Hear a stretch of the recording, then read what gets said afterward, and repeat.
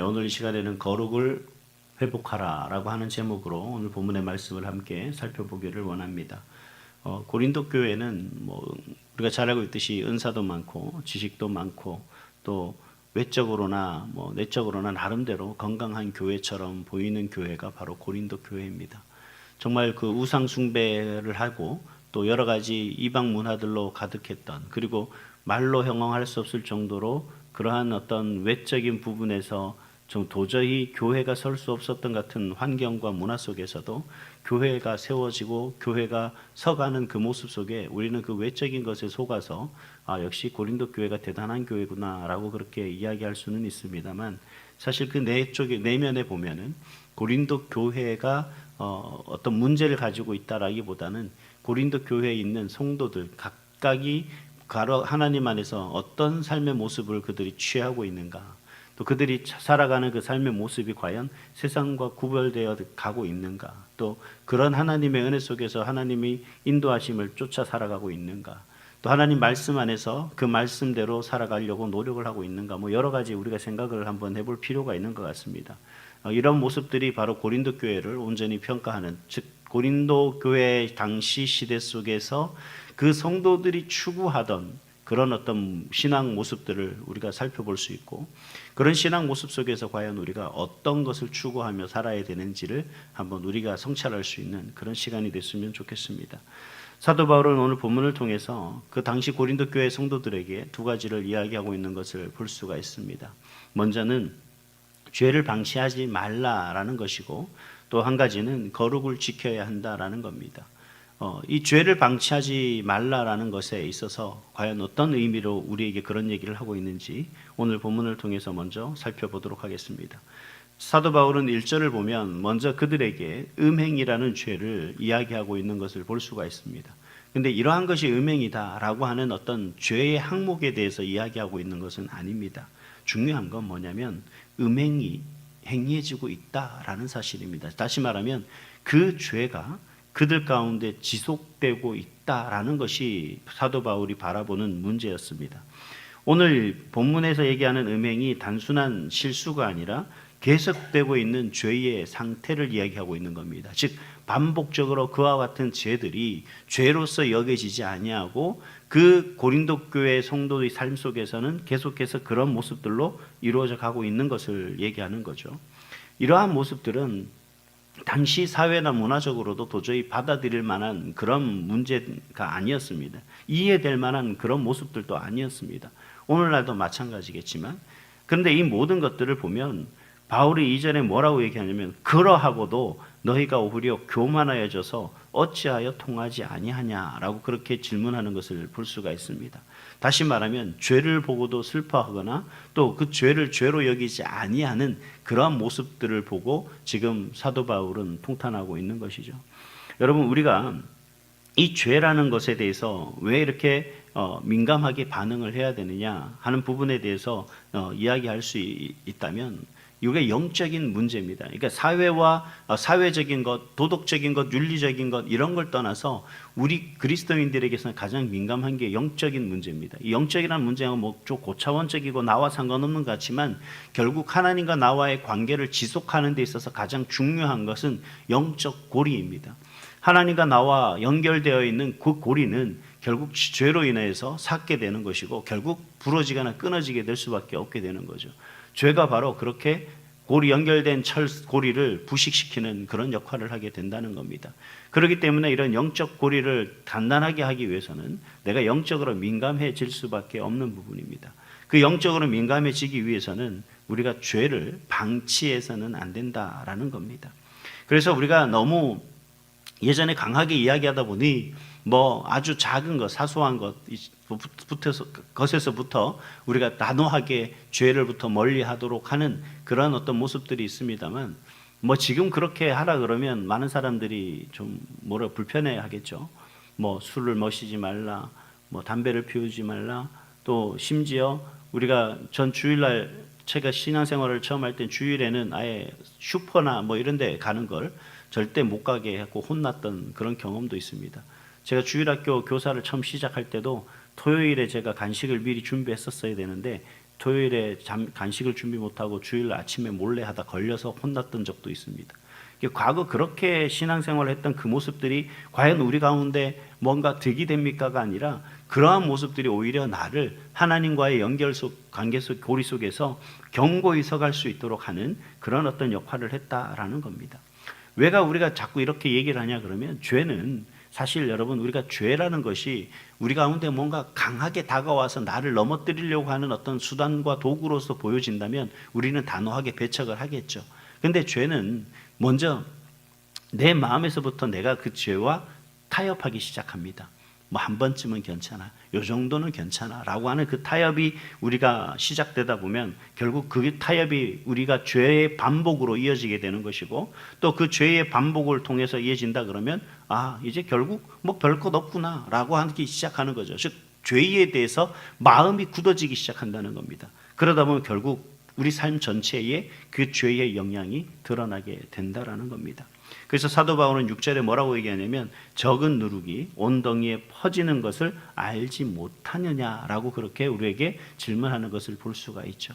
정말 별 볼 일 없는 작은 것이지만 그 작은 것이 우리를 물들게 하고 또 우리의 삶을 흐리게 하고 또 우리가 온전히 맑게 깨끗하게 살아가야 될 삶을 정말 우리가 어떤 방향으로 살아가야 될지 모르도록 흔들어버리는 그런 모습들이 있다라는 겁니다. 그래서 여러분, 우리가 뭐 요즘 많은 사람들이 그 교회에 또 대해서 또 목회자들에 대해서 신뢰하지 못하고 비판하고 비난하는 이유는 뭐 여러 가지가 있습니다만, 사실 사람을 비판하는 것보다 가장 먼저 죄에 대해서 비판하는 모습들을 우리가 볼 수 있습니다. 우리 또한 그런 부분에 자유롭다라고 생각해서는 안 될 것 같습니다. 우리 삶의 모든 모습 속에서 죄라는 것들을 잘 우리가 걸러내고 밀어내고 우리가 철저하게 배제함으로 말미암아서 좀 하나님 앞에 우리가 정말 더욱더 죄를 철저하게 배제할 수 있는 그런 삶의 모습 속에 살아가는 그런 저와 여러분이 되어야 될 줄 믿습니다. 그래서 다윗도 시편 139편 23절 24절에서 뭐라고 기도합니까? 하나님이여 나를 살피사 내 마음을 아시며 내게 무슨 악한 행위가 있나 보시옵소서라고 하면서 자신의 어떤 내면의 그 죄의 문제에 대해서 하나님 앞에 구하며 그가 하나님께 새로 회복되고 나아가는 그런 삶이 될 수 있기를 원하는 그 모습 속에 있다는 겁니다.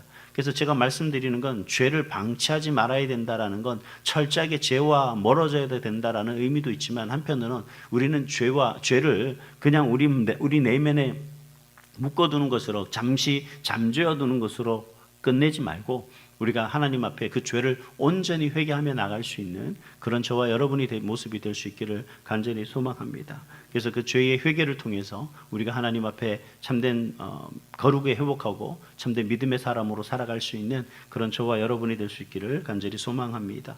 두 번째, 거룩을 지켜야 한다라는 말의 의미 속에서 우리 7절 말씀을 보면 너희는 누룩 없는 자인데 새 덩어리가 되기 위하여 묵은 누룩을 내버리라 라고 그렇게 이야기를 하고 있습니다. 우리가 성경에서 보면 새 사람, 옛 사람과의 비교를 우리가 잘 볼 수가 있죠. 예수 믿기 이전의 사람을 옛 사람이라고, 예수 믿은 이후의 사람을 우리가 새 사람이다라고 그렇게 구분하는 것을 볼 수가 있습니다. 우리가 예수 그리스도의 죽으심을 통해서 그 예수를 믿는 것으로 말미암아 우리는 옛 사람의 모습을 벗어버리고 이제는 새 사람이 됐다라고 그렇게 이야기를 하고 있죠. 근데 사도 바울은 그 옛사람의 모습을 더불어서 포괄적으로 그 모습 속에 단순히 사람이 옛날 사람이다라는 외형적인 모습이 아니라 그 내면까지도 이야기하고 있는 것을 볼 수가 있습니다. 즉 죄의 습관, 옛 세상적 가치관, 이 모든 것들, 예전에 내가 예수 믿기 이전에 가지고 있던 그 습관과 생각과 그 모든 사상과 가치관들을 이제는 다 버려버리고 이제는 새로운 가치관과 새로운 모습으로 살아야 된다라고 이야기를 하고 있는 것을 볼 수가 있습니다. 그 모든 것들, 과거에 내가 생각하고 행했던 그 모든 것들이 바로 옛 누룩이다라고, 그러고 그러한 옛 누룩의 삶의 흔적을 버려야 된다라는 것이 사도 바울이 이야기하고 있는 거룩의 표상입니다.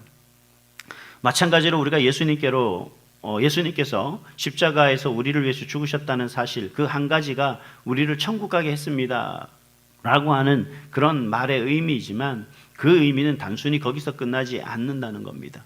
우리의 삶이 이제는 죄 가운데 살아갔던 삶의 모습이 아니라 그곳에서 거룩한 삶으로 부르셨다라는 사실을 이야기하고 있는 거고요. 앞에서 말씀드렸듯이 옛사람의 모습, 즉 과거에 그 죄 가운데 살아갔던, 그럼에서 그 속에서 구별 없이 살아갔던 죄의 모습들이 이제는 구별되어 온전히 거룩함의 삶의 모습으로 드러날 존재가 되었다라는 사실을 의미하고 있는 것을 볼 수가 있습니다. 그래서 사도 바울은 11절에 음행, 탐욕, 우상숭배, 술취함, 속여 빼앗는 어떤 모든 삶들, 이런 것을 계속하면서도 형제하라 부르는 자들과는 함께하지 말라라고 이야기를 합니다. 물론 우리가 사람을 미워해서는 안 된다라는 거지만 그 죄와 더불어 살아가는 그 삶과 가까이 하지 말라는 건 죄와 같이 행하지 말라는 거고, 함께 죄 가운데 속하지 말라라는 겁니다. 우리가 공범이라는 것이 있죠. 이 공범이 어떤 거냐면 꼭 뭔가를 도모해서 같이 뭔가 범죄를 저질러야만 공범이 아니라, 그러한 범죄를 저지르는 사람 옆에 함께 있어도 그 사람도 함께 더불어 죄인이 되는 것을 우리가 볼 수가 있습니다. 나는 훔치지 않았습니다. 그럼 왜 있었냐? 그냥 가만히 서서 구경만 했습니다. 라고 한다 할지라도 그 자체가 죄가 되는 거죠. 왜? 그 죄를 범하는 것을 말리지 않거나 그런 부분들을 신고하지 않고 방치했다는 것이 바로 죄목입니다. 여러분, 우리가 살아가는 삶의 모습 속에서 누군가의 죄에 더불어서 함께 앉아 있는 것, 이런 것들이 바로 우리 가운데 가장 방심하기 쉬운 죄인 거죠. 어느 누군가가 다른 사람에게 대해서 여러 가지 어떤 말을 하거나 또 할 때 그런 부분 속에서도 우리가 저도 잘 동참하고 같이 박수치고 그런 경우들이 있습니다만, 그런 것조차도 우리가 조심해야 된다라고 하는 것이 사도 바울의 가르침입니다. 그래서 여러분, 명확하게 죄를 미워하는 것이 아니라 그 죄가 가지고 있는 심각성에 대해서 우리가 구별하지 못하면 우리는 거룩한 삶을 살 수가 없다라고 하는 것이 사도 바울이 가르친 거죠. 고린도 교회 성도들이 그 교회 안에서 살아가면서 여전히 그들은 교회라고 하는 그 공동체와 또 하나님이 주시는 말씀이라고 하는 그 기준과 가치관과 더불어서 이 세상이라고 하는 문화와 사회와 관습 속에서 나타나고 있는 그 가치관을 지금 융합해서 살아가고 있는 겁니다. 섞어서 살아가고 있는 거죠. 그러다 보니 그들이 하나님의 사람인지 아니면 여전히 세상의 사람인지가 구별되지 않는 거죠. 그러다 보니 어떤 문제가 생기냐면, 이들이 이야기하고 있는, 즉 세상 사람들이 바라보는 교회는 교회가 아닌 거예요. 그죠? 이 문제 속에서 살아가던 삶의 모습 속에서 일부에 지나지 않는다는 겁니다.